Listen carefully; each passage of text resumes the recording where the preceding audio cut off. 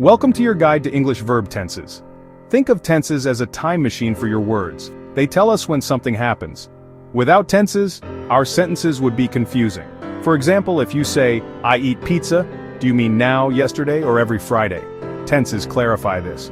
They are the engine of English, helping us travel through time with our ideas. Understanding tenses is key to speaking English well.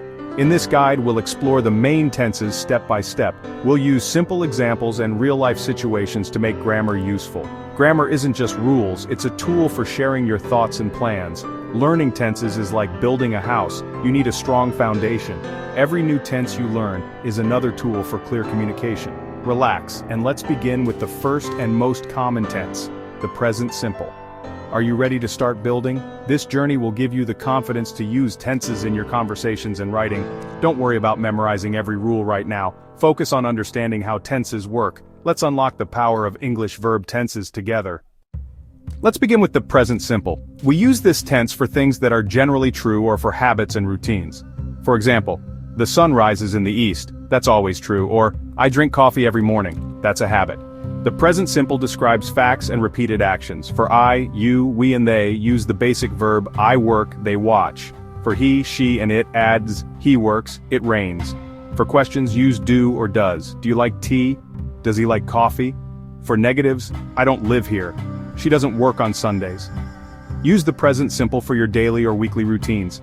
I wake up at 7 a.m. We visit our grandparents on Saturdays. It's also for facts that don't change.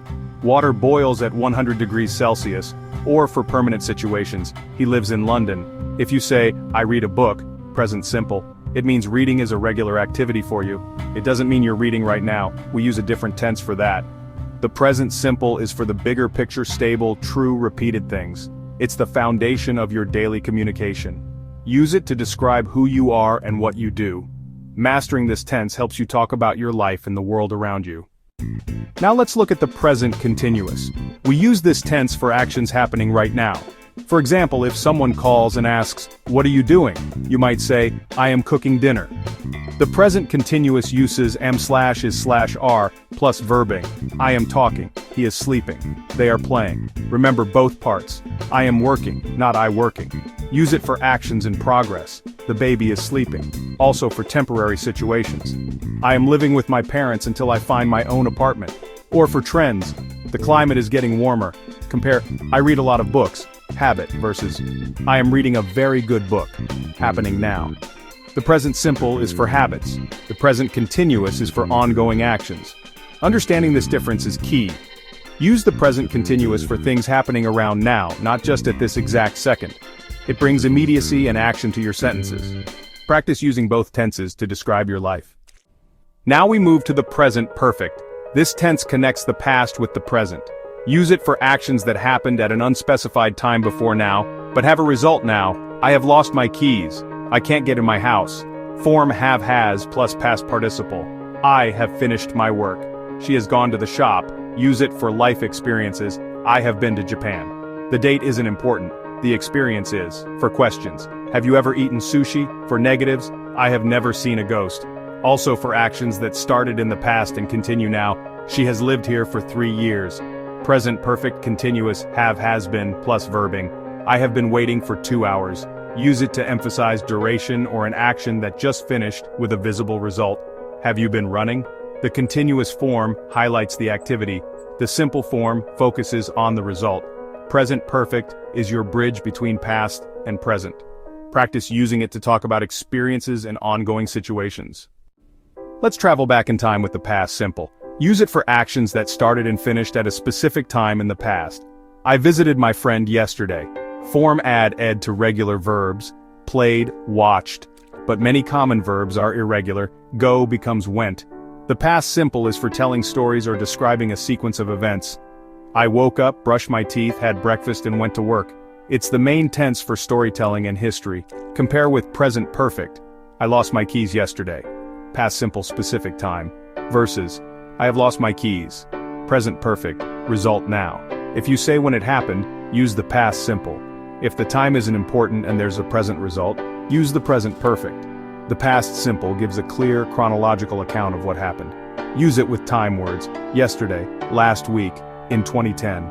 learn irregular verbs by heart. They're common in English. The past simple is essential for sharing stories and experiences. Practice using it to describe your day or tell a story. Remember, finished actions, specific time. The more you use it, the more natural it will feel. It's your main tool for talking about the past.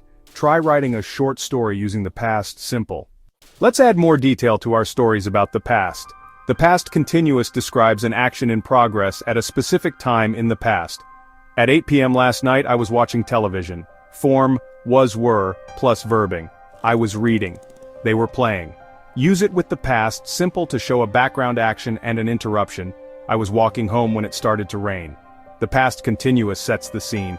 The past simple tells what happened. Now the past perfect use it for an action that happened before another past action. It's the past of the past.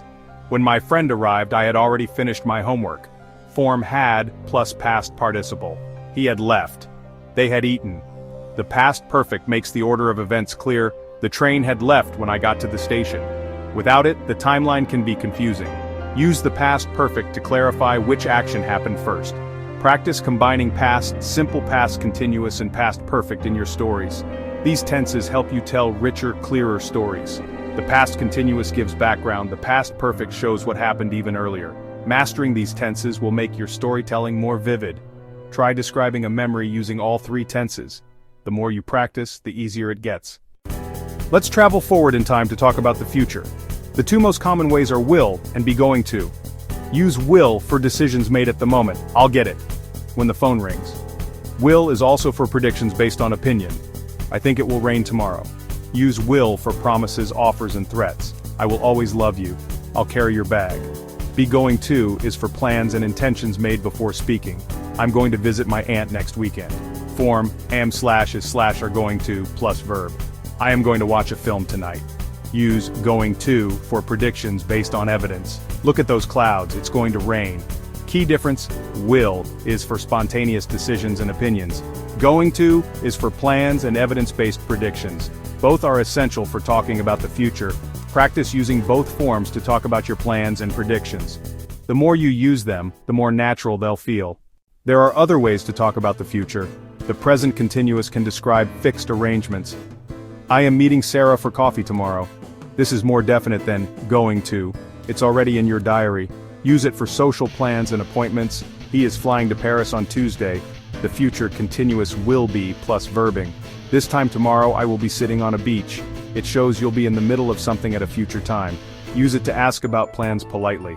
Will you be using the car this afternoon? The future perfect will have plus past participle. By 10 p.m. I will have finished my homework.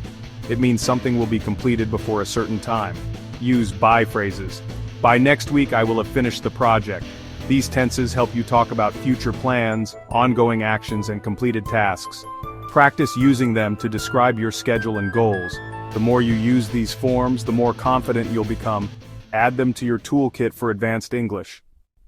We've traveled through the main English verb tenses: present, past, and future. Each tense helps you say when something happens: habit, now, finish story, or plan. Don't be afraid to make mistakes. Every mistake is a learning opportunity. The key to mastering tenses is practice. Try writing a short paragraph each day using a different tense. Describe what you did yesterday, what you're doing now, and what you'll do tomorrow. Listen to native speakers in movies and songs. Notice how they use tenses. Be patient. Learning grammar is a journey, not a race. Review examples, try exercises, and use the language as much as you can. With time and effort, choosing the right tense will become second nature. You have the tools now. Go build your English confidence, one sentence at a time. Good luck.